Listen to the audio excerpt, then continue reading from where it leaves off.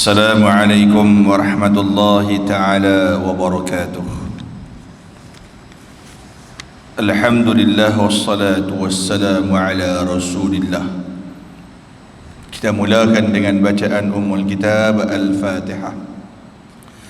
A'udzu billahi minasyaitonir rajim. Bismillahirrahmanirrahim.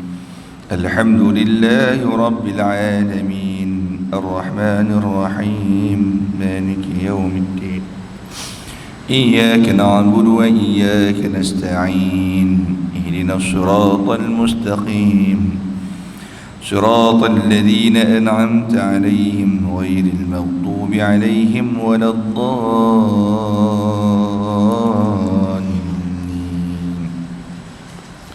Amin.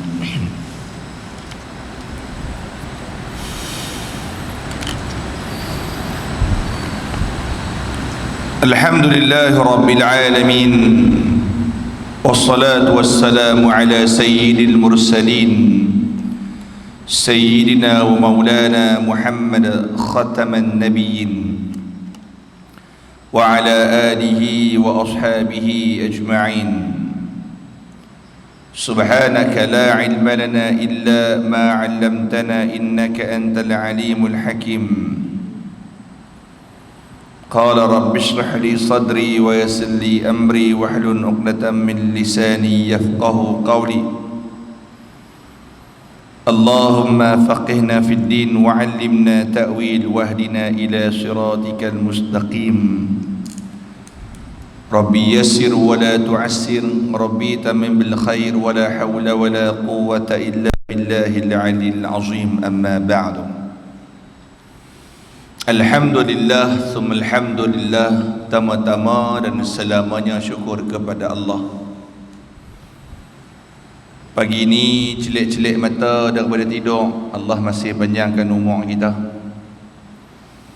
Mudah-mudahan umur yang diberikan oleh Allah Subhanahu wa taala dikekalkan nikmat iman, dikekalkan nikmat Islam, sampailah suatu masa nanti yang pastinya mau ke tak mau ke kita pasti akan menghadap Allah Subhanahu wa taala. Yang saya muliakan Tuan Imam, seterusnya barisan pengurusan Masjid Sungai Gelugong, muslimin muslimat, mukminin mukminat, tuan-tuan guru wa alim ulama, ustaz-ustaz, ustazah-ustazah yang dirahmati oleh Allah Subhanahu wa taala. Dan tak lupa jugalah kepada rakan media kita, saudara Ustaz Nazih. Sihat no semua tuan-tuan. Duk elok nah. Sandak-sandak elok. Jangan lupa niat i'tikaf. Nawaitul i'tikaf fi hadzal masjid sunnatan lillahi ta'ala. Niat dulu siap-siap, saya takut terlajak lena. Bukan ajak lena nah, takut terlajak lena. InsyaAllah kita akan sambung pengajian kitab Al-Kabair, Mukhtasar Al-Kabair, ringkasan. InsyaAllah kalau ringkasan ni nanti habis kalau kitab ringkasan dosa-dosa besar kita ni habis, saya akan sambung bukan ringkasannya, hak tebalnya lah no. Yang tu, yang mana kita berhenti pada muka surat 125 dalam dosa besar 22, iaitu dosa besar khianat. Khianat dengan amanah yang diberikan, yang mana kita berhenti pada hadis pada muka surat yang ke 125.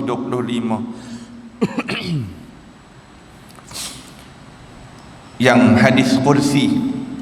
Hadis kursi itu yang mana Allah Subhanahu wa taala berfirman, kata Nabi Muhammad sallallahu alaihi wasallam, thalitsus syarikain. Yang bawah, kalau tuan-tuan tengok yang bawah sikit, lam yakhun ahaduhuma sahibahu fa idza khana kharajtu min bainihima. Rawahu Baihaqi. Kata Allah Subhanahu wa ta'ala, firman Allah, aku adalah yang ketiga di antara saksi ataupun penjamin antara dua orang rakan kongsi, selama mana keduanya tidak mengkhianati amanah rakan dia. Apa maksud hadis di sini? Hadis di sini bermaksud selagi mana kita melakukan amanah sesama rakan kita, Allah sentiasa pelihara kita betul-betul. Dan apabila ada salah seorang di kalangan orang yang memulakan khianat amanah dengan kawan dia, maka Allah berlepas diri. Allah tak peduli dah jenis golongan lagu ni, sebab Allah dah sebut berkenaan dengan khianat pada ayat Quran yang kita sentuh pada bulan sudah, surah Al-Anfal ayat 21, yang Allah Ta'ala sebut, ya ayyuhalladzina amanu la takhunu Allah war rasul wa takhunu amanatikum wa antum ta'lamun. Wahai orang-orang yang beriman, jangan kamu mengkhianati Allah. Khianati Allah ni macam mana? Kita khianat apa yang Allah Ta'ala telah amanahkan kepada kita. Contoh bab semayang, contoh bab puasa ni lagi berapa hari, insya-Allah kalau panjang umur masuk bulan Ramadan puasa. Tengok-tengok masuk bulan puasa, tengah-tengah hari dia pergi rembat nasi. Dia mengkhianati amanah Allah. Zakat, bila tiba sampai time buat keluar zakat, dia rasa berat nak buat keluar zakat, maka dia pun ingkar perintah Allah. Dan juga jangan mengkhianati Rasul. Benda yang Nabi abang semua dilanggar. Dan juga watakhunu amanatikum, jangan mengkhianati amanah-amanah yang telah diberikan oleh kamu. Dan ayat inilah tadi yang kata Allah ni dah maklum dah tentang jangan melakukan pengkhianatan. Sebab perkara khianat ni, pecah amanah ni tuan-tuan, benda yang manusia tahu. Tu Allah Ta'ala sebut wa antum ta'lamun, kamu mengetahui. Orang yang melakukan pengkhianatan, pecah amanah ke pecah apa nama, sama ada pecah amanah dengan komuniti, qaryah, negeri maupun negara, semua yang mereka buat tu, pecah amanah tu, bukan mereka tak tahu benda tu salah, mereka tahu. Bukan mereka tak tahu benda tu bertentangan dengan hukum Allah, mereka tahu, dosa tu tahu, tapi mereka buat juga. Sebab itulah Allah akan buat tak tahu tu. Sebab apa? Memang dah Allah Ta'ala tetapkan bagi orang golongan ini adalah golongan ahlun nar. No, ahlun nar. Sekali dia pun kata pula, ustaz ni pandai-pandai duk kata orang masuk neraka, siapa dia pegang neraka tu pula. Tak tuan-tuan, kita sebut berdasarkan hadis Nabi, kita pun tak berani kata orang tu ahli neraka. Betul ke? Mai kat mana? Tuan-tuan tengok pada muka surat 126. Sekali dah. Nah, sekali dah kita tengok.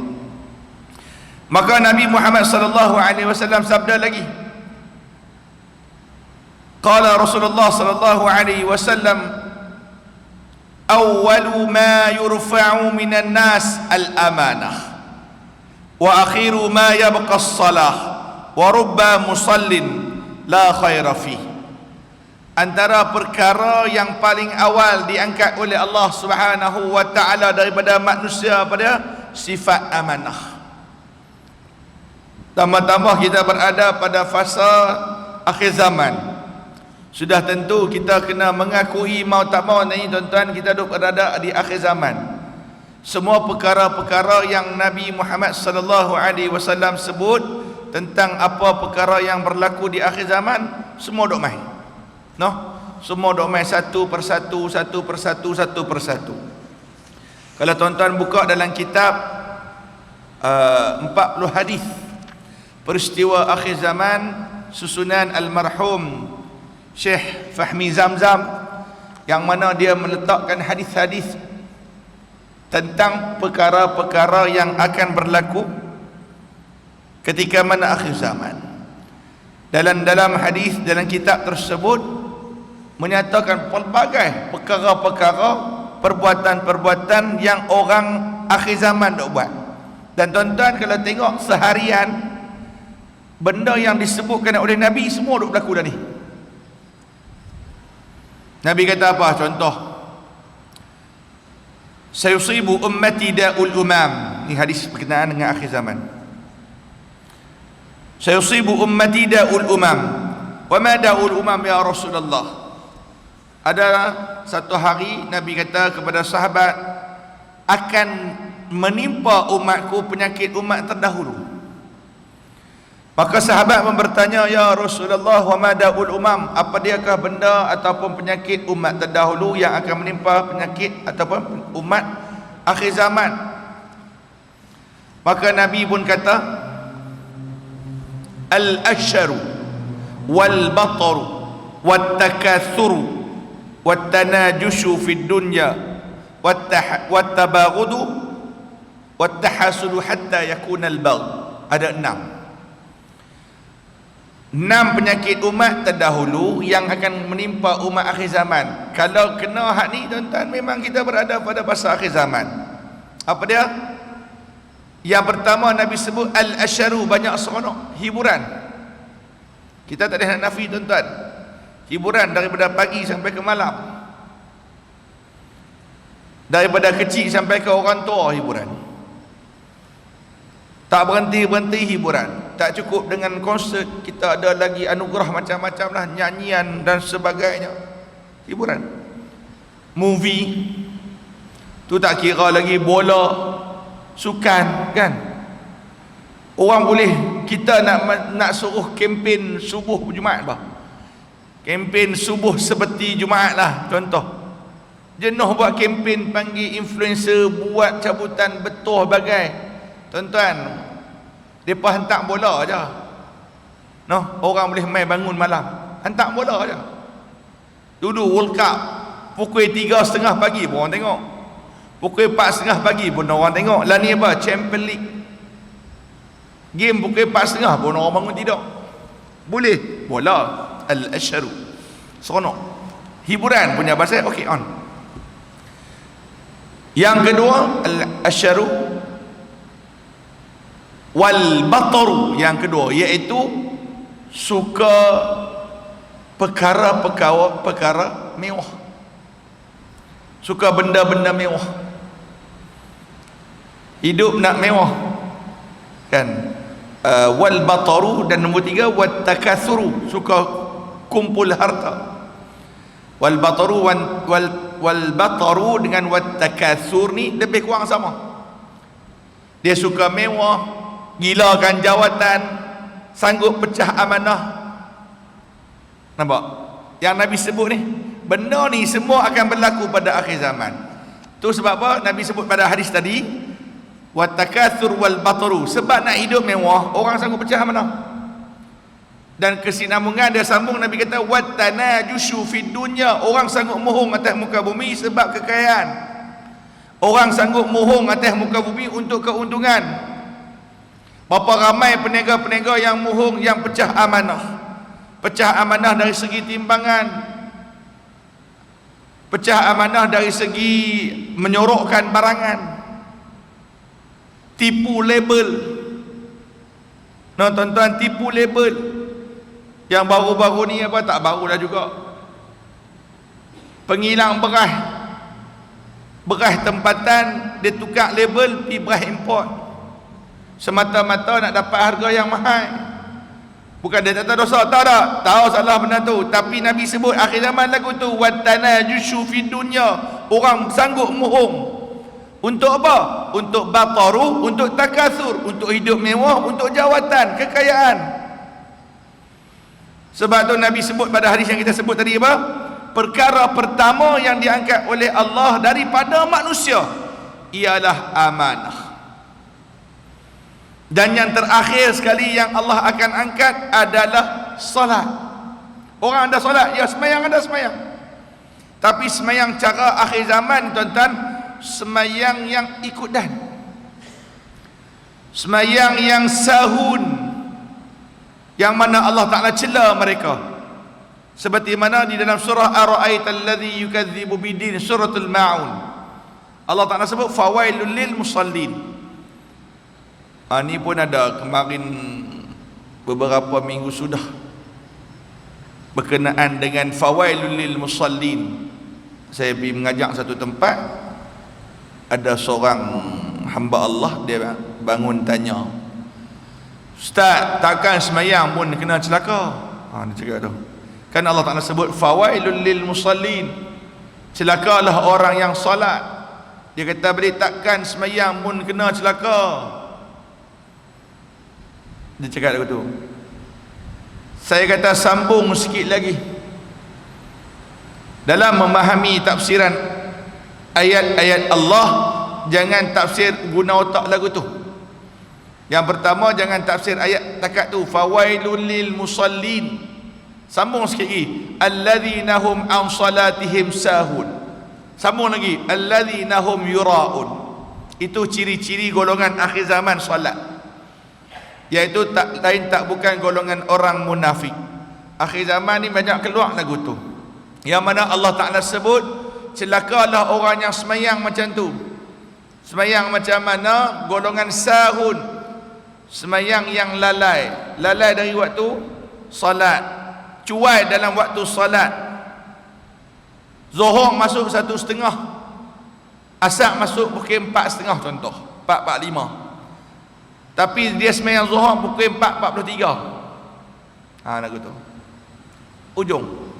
Dahlah semayang pun ujung-ujung, sudah tentu dah tak hilang apa, tak akan disertai sekali dengan khusyuk. Kalau nak habis kan dia kira sambung terus sekali dengan asar. Golongan sahun. Kemudian golongan sahun itu juga golongan yang semayang nak tunjuk-tunjuk ke orang. Yang Allah Ta'ala kata celaka ni, alladzina hum yuraun. Salat nak tayang ke orang, amal ibadah nak tayang ke orang. Bab riak ni tuan-tuan, bab tayang ke orang ni lah, ni duk hangat lah. Kan orang pergi umrah, bagus dah pergi umrah tu, bayar sampai 10,000, belas-belas ribu tuan-tuan. Dan ni umrah bukannya murah, mahal. Kalau tuan-tuan dapat umrah bulan 12, ni saya cerita bulan 12 lah. Kalau tuan-tuan dapat bulan 12, boleh dapat bawah 10,000 hotel depan Kaabah ataupun depan Masjidil Haram tu, kira tuan-tuan saktoh lah. Boleh dapat, tapi satu bilik nanti dia persumbat 6 orang. Ataupun nanti satu bilik nanti dia perbubuh bilik biasa-biasa, makan bungkui. Ataupun depa potong malam ataupun hari di Mekah. Lagu tu lah. Travel umrah pun depa pun nak cari makan juga. Jadi tuan-tuan kalau dah bayar murah, contohlah ni bawah 10,000, contoh 9,000, 8,000. Umrah cuti sekolah bulan 12 contohlah. Dia tulis tu umrah cuti sekolah musim sejuk, hotel dekat Safwa, Hilton contohlah. Harga 8,900. Tuan-tuan, saya yakin, cek balik, saya yakin boleh dapat. Kita tak kata dia scammer, boleh dapat. Cuma tuan-tuan, yang pertama risiko satu bilik dia persumbat ramai lah. Yang kedua, mereka akan cut hari di Mekah, mereka akan lebihkan di Madinah. Lagu tu lah. Tuan-tuan tengok, selalunya kalau orang duduk Mekah ni, dia duduk 6 malam, akan duduk di Madinah 3 malam. Tapi disebabkan costing tinggi, sekarang selepas mana PKP, hotel memang 3 kali ganda. Kan apa, geng-geng Saudi memang pernah harga, nak cover balik kot, 3 kali ganda.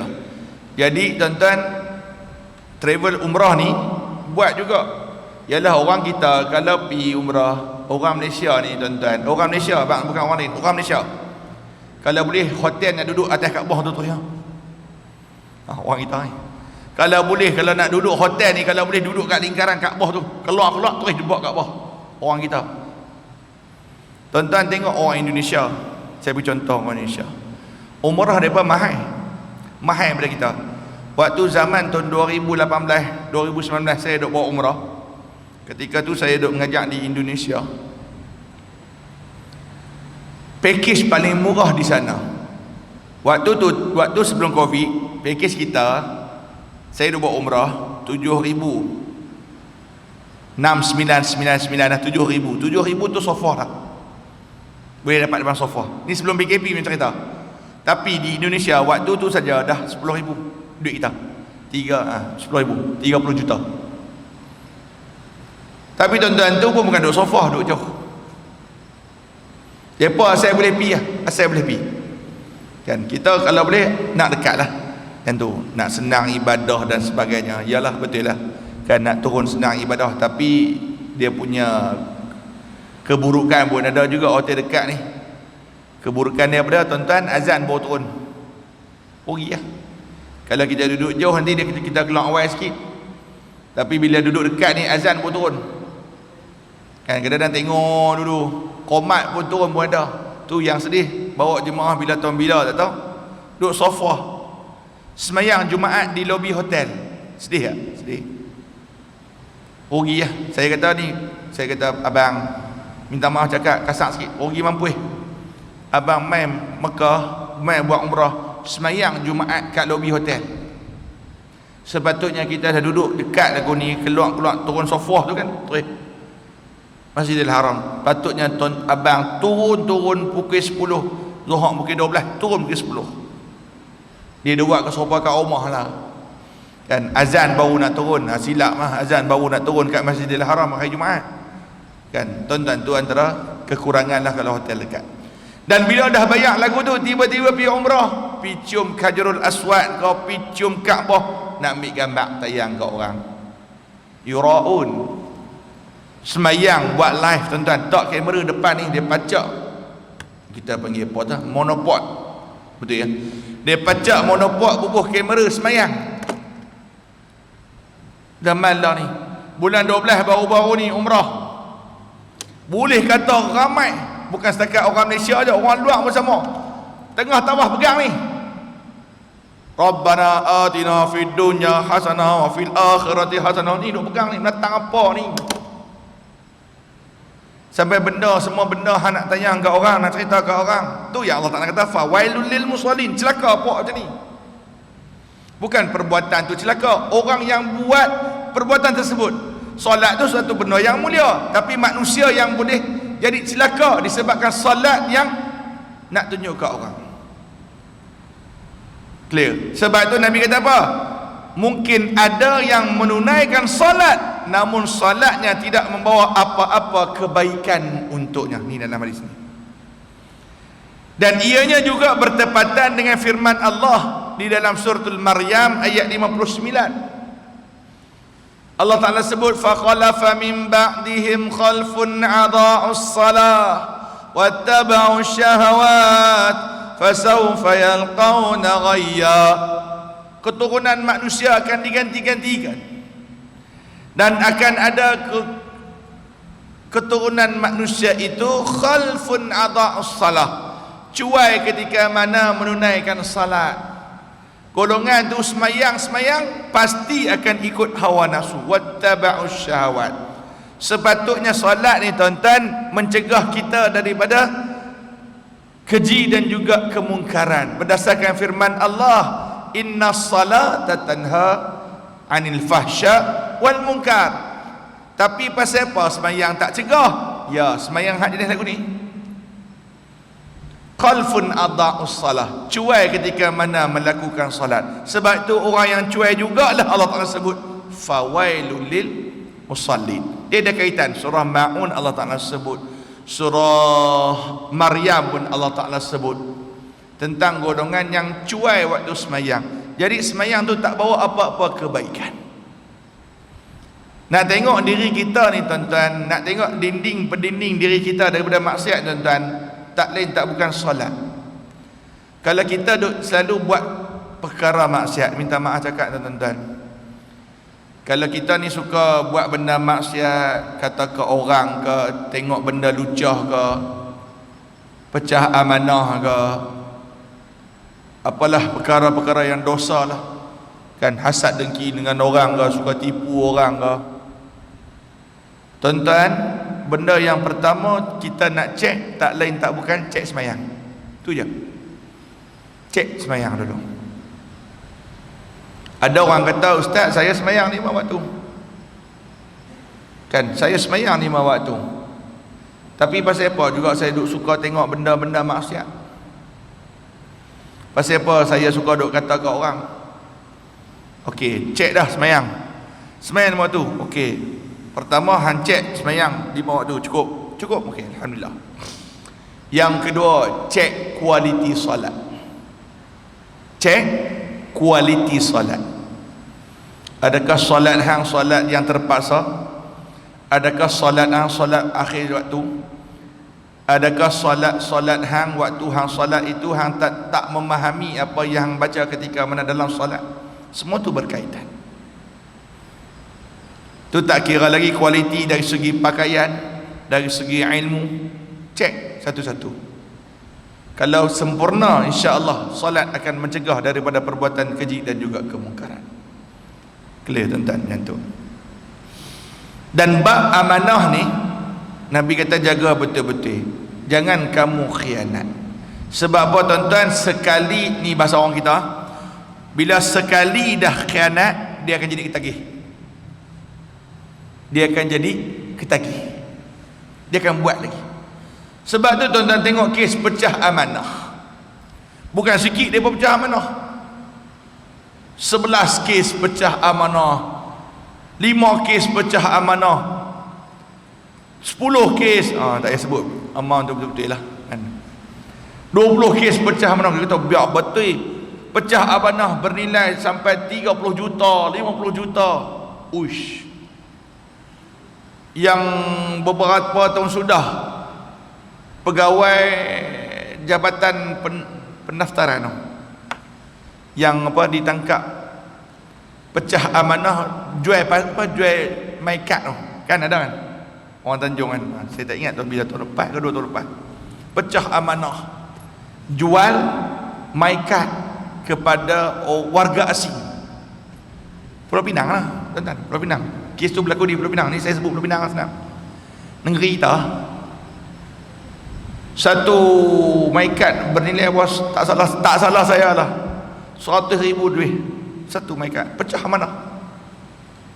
Yang ditangkap hari tu berapa kad dah dia buat? 4-5 kad tuan-tuan, setengah juta. Senang-senang. Sebab tu Nabi kata iyyakum wal khiyanah fa innaha bi'satul bitanah. Jauhilah kamu dengan perbuatan khianat, jangan. Fa innaha bi'satul bitanah. Sesungguhnya khianat ni kawan kamu yang paling buruk. Kalau hampa dah pecah amanah sekali, dia akan jadi member. Dia akan rapat dengan hampa, tapi teman yang buruk, kawan yang buruk. Oi, dapat duit free kan, seronok. Manusia ni tuan-tuan, minta maaf cakaplah, saya tengok dari saya terutamanya, kita ni tuan-tuan, antara kelemahan kita adalah duit. Kita ni antara kelemahan kita manusia ni adalah duit. Kita sering diuji dengan sayangnya terhadap duit ringgit. Tuan-tuan tengok tentang khianat sebab duit ringgit, nak hidup mewah. Kemudian duit ringgit lagi, zakat seperti mana saya sebut tadi. Berapa ramai yang rasa berat untuk keluarkan zakat sebab apa? Sayang ke duit. Berapa ramai yang jadi bakhil disebabkan sayang ke duit. Dan tuan-tuan, yang ni bukan saya sebut Nabi sebut, antara perkara yang akan merosakkan kamu adalah sifat bakhil, sifat tamak. Nabi sebut dalam satu hadis, thalathun muhlikatun, 3 perkara yang akan merosakkan manusia.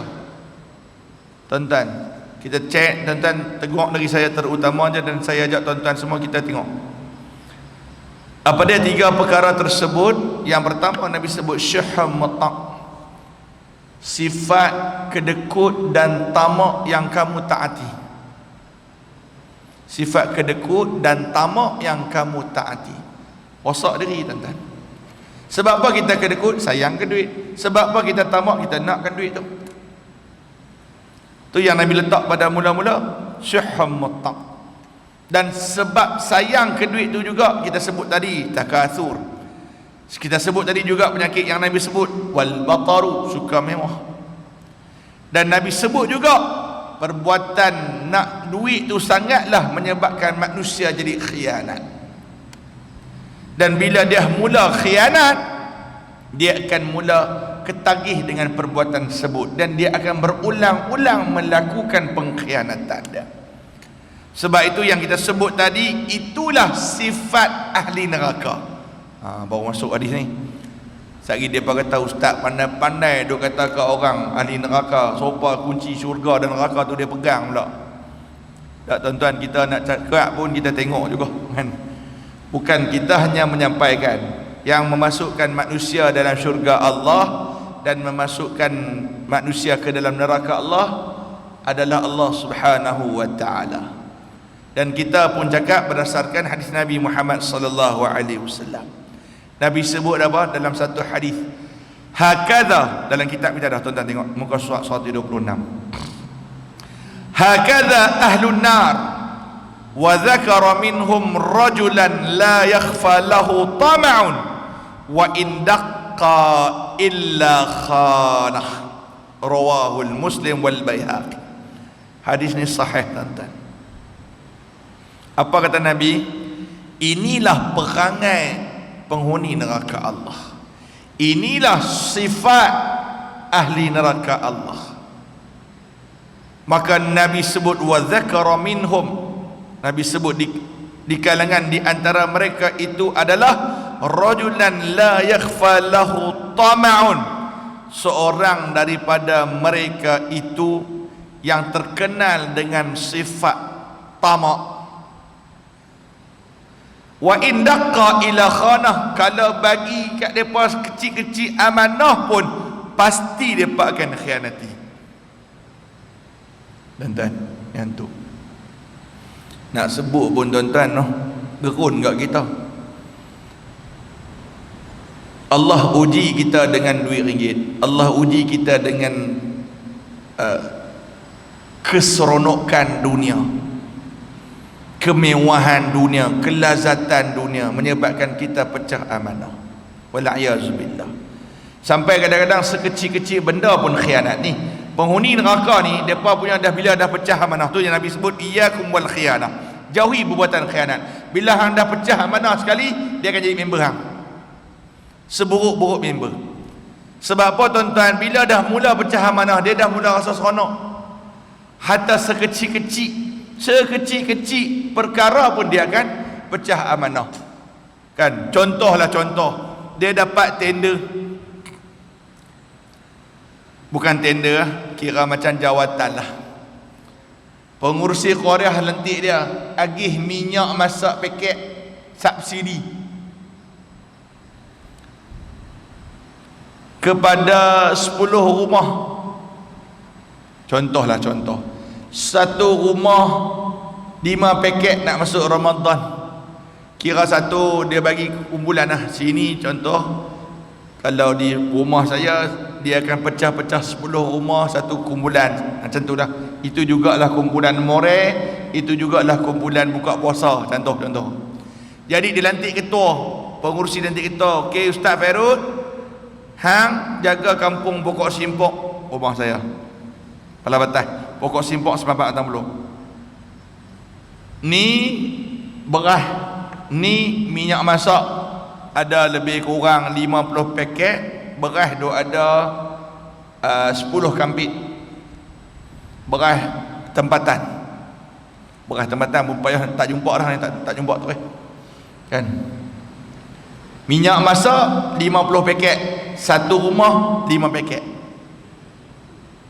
Oh, ni dah maklum, kita tak maklum kat orang, kita dah habaq depa, insya-Allah kita bagi, tapi tak beritahu berapa bilangan. Pengurusi habaq aku tu. Minyak masak punya pasal pun tuan-tuan, orang boleh seduduk balah tak banyak mana pun. Ada 50, dia bagi kat setiap rumah 2 bungkus. Hak balance lagi 3 simpan kat dia. Tu minyak masak. Tuan-tuan, Ni saya duduk dalam bidang pendidikan, sekolah, saya mengajar sekolah. Bak pecah amanah ni. Takut kadang-kadang tak apa ustaz sikit, tembok tekan lah. Contoh, kertas. Kan kita fotostat. Duk main kertas rim tu kan. Kertas nak fotostat, dah nak fotostat latihan budak apa semua. Tak apa tulis. Kita kata kita beli pakai 20, walhal pakai 10 pun. Contoh. Pergi kat kedai peniaga buku mai. Kan diskaun dah bagi dah. Tulis dalam resit tak bagi diskaun.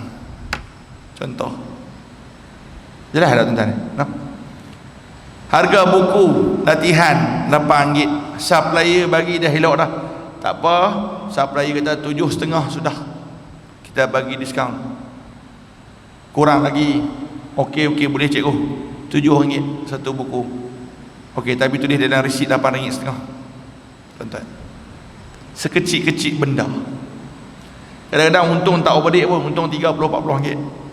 Tapi sebab dah rasa seronok dengan khianat tersebut. Kan? Yang tu, maka dia akan melakukan sekalipun perkara itu adalah perkara kecil. Tuan-tuan, inilah yang dikatakan apa? Sifat ataupun sikap ahli neraka Allah Subhanahu wa ta'ala. Sebab apa? Dia tamak. Dia ada sifat tamak dalam diri dia. Sebab dia rasa dunia ni sangat lazat untuk diri dia. Mudah-mudahan tuan-tuan, masuk bulan Ramadan, bulan Ramadan dikenali juga dengan bulan tarbiyah, bulan yang mendidik, madrasah, sekolah yang mendidik kita, mengajar kita, didik kita supaya keluar sifat kedekut dan tamak tersebut. Tuan-tuan, kalau umur panjang masuk Ramadan, jangan tinggal sehari pun untuk bersedekah, jangan tinggal sehari pun untuk melakukan kebaikan, terutamanya sedekah lah tuan-tuan. Sedekah ni jamu orang makan ke, bubuh dalam tabung ke, dia mengikis sifat nifaq, sifat munafik dalam diri. Dia juga mendidik kita, mendidik hati kita menjadi hati yang lebih lembut. Tuan-tuan, mudah-mudahan kita melakukan amal ibadah yang terbaik di dalam bulan Ramadan nanti. Wallahu ta'ala alam. Kita berhenti dekat ini tuan-tuan. Nanti kita akan sambung lagi pada muka surat 126 di bawah, ketika mana Abdullah bin Mas'ud radhiyallahu anhu menerangkan tentang di akhirat sana nanti bagaimana yang akan diadili bagi orang yang pecah amanah.